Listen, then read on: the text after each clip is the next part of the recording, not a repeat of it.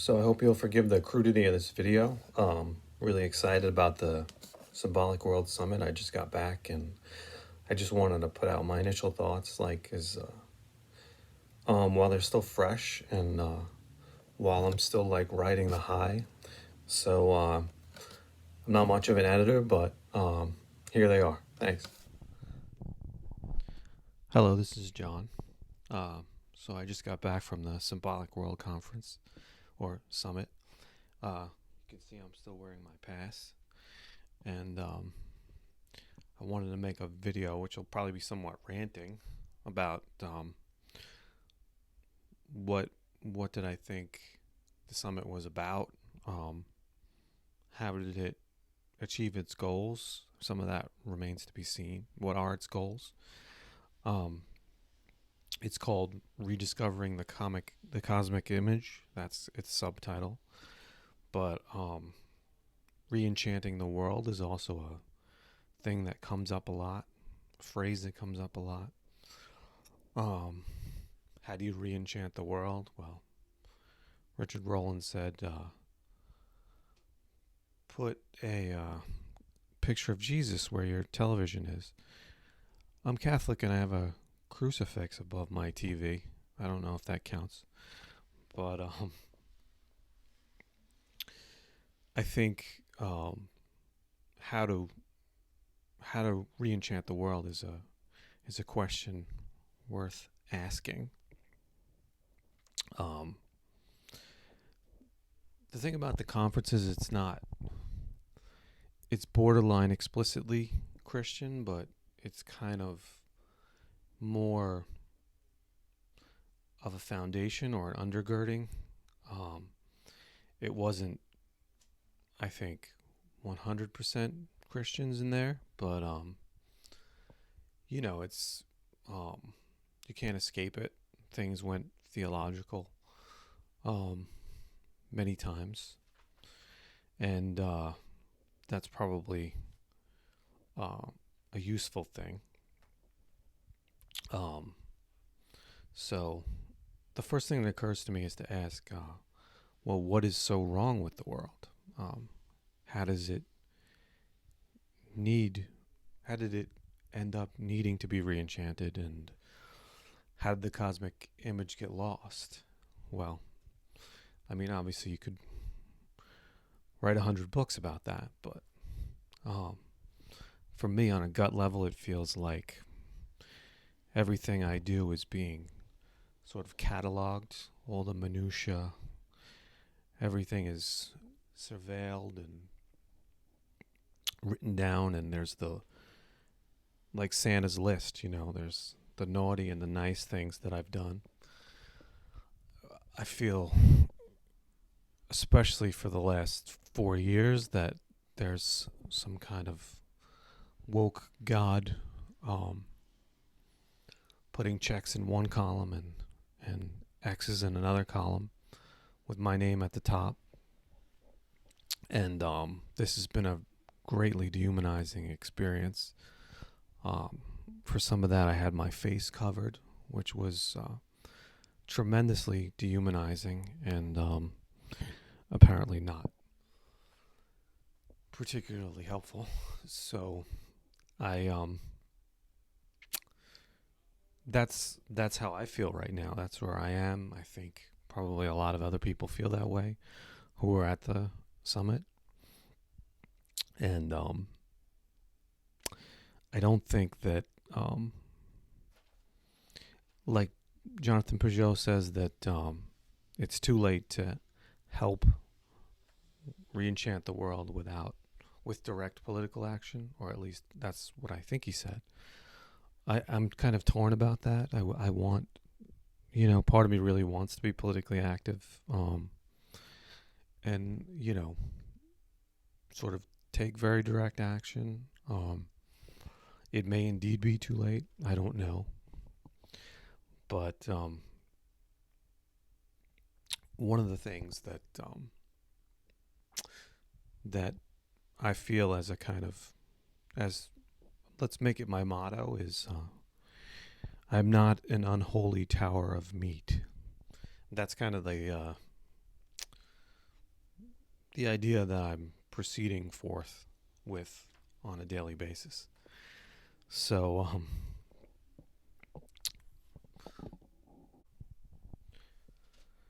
recently I started, well, about a year ago, I started going back to church, and for a while I went every Sunday, Catholic parish, and I had some great days and some met some great people, but um, to be honest, I have, there's something that isn't enchanting about it.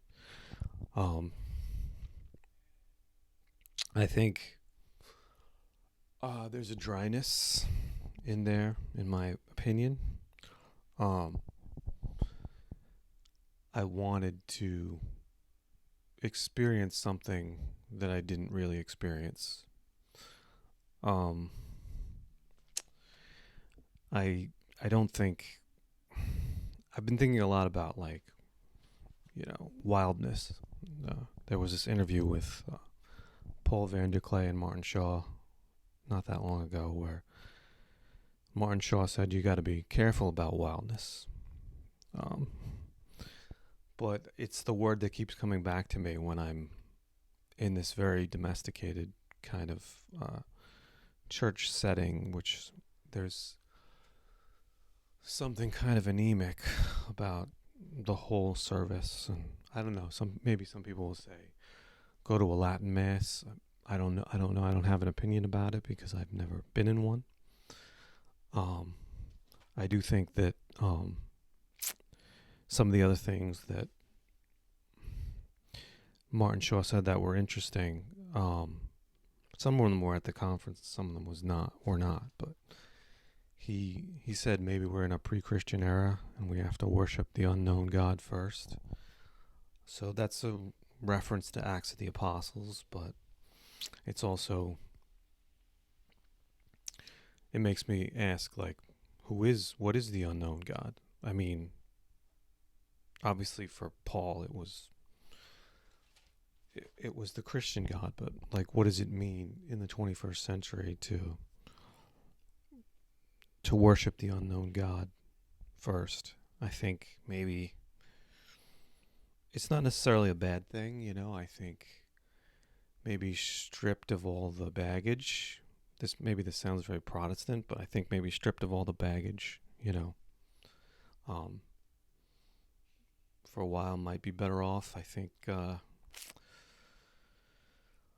I'm not getting a lot out of um, certain claims. I'm skeptical of certain claims the church makes, even though I believe in God and I believe in the resurrection and all that. Some of the other stuff leaves me a bit dry, and obviously it's going to anger some people, but I want to be very honest about my feelings.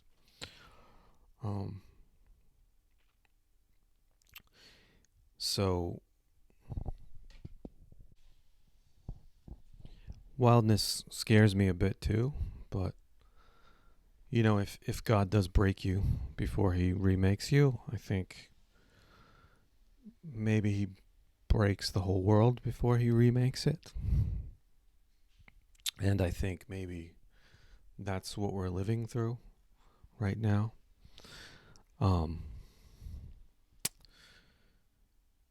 Obviously, one active thing that you can do is to make the world better, is to go out and create something, put something out into the world that has a positive effect, or you think will have a positive effect.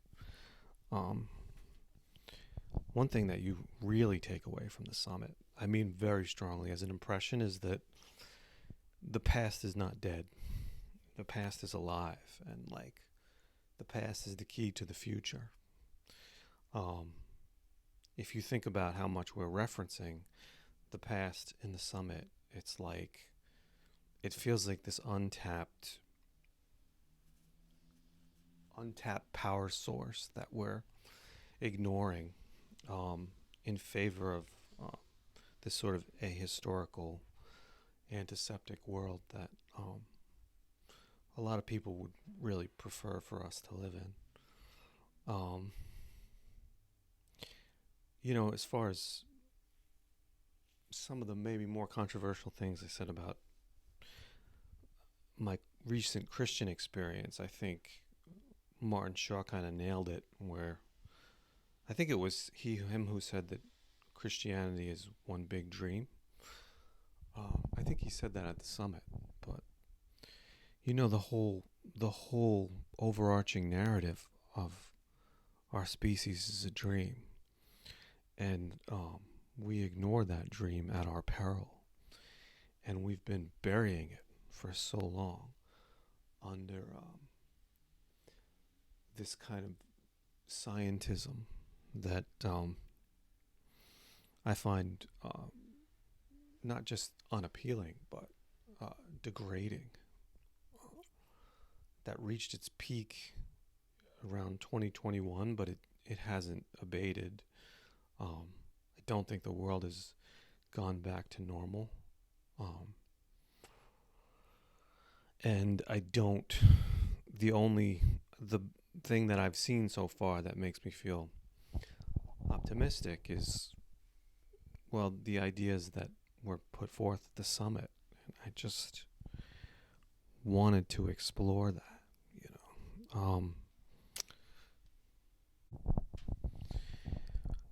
one of the things, I think it's a good thing to go back to church. Like Peugeot says, go to church. It's as simple as that.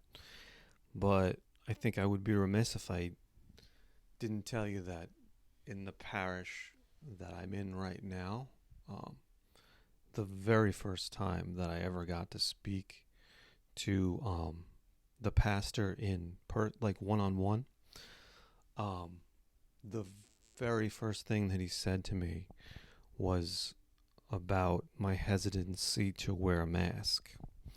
Now, this wasn't in 2020 or 2021. It was in 2023 where I started going to a new parish because I moved. And I think, the first thing that he said to me one-on-one was religious. It just wasn't Christian. It was a different religion. And I'm not against other traditions. Quite the opposite. I think there's a lot to be learned. But his religion is a new one that I'm skeptical of. And the first thing he said to me wasn't about the gospel or about Jesus or about church doctrine. It was about a new religion, one that has its roots in an unholy alliance between large financial interests and the state. And I am not an adherent of that religion. But that's not me saying you shouldn't go to church, because some days are going to be disappointing and some days aren't. But anyway, so what does it mean to re-enchant the world? Well, the first and most obvious thing is, I'm a writer and I do some painting.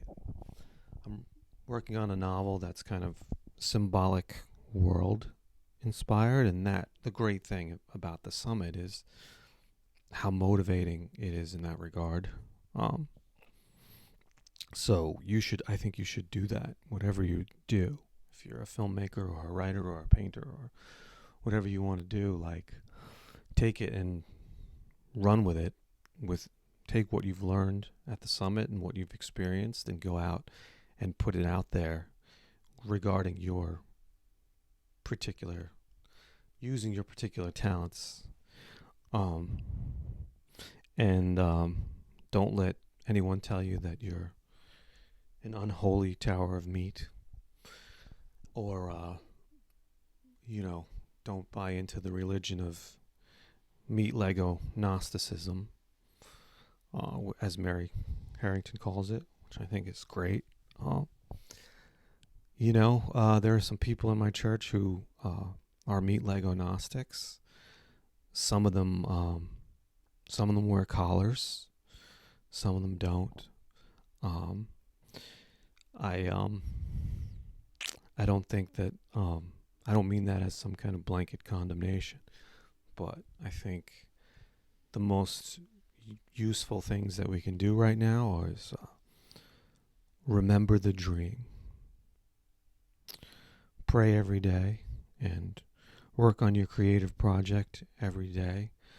Hopefully, I'll get to collaborate with some of the people who were at the summit, and yeah, that's about it. I'll probably make another video in a few days when I have some more thoughts, but thanks for listening.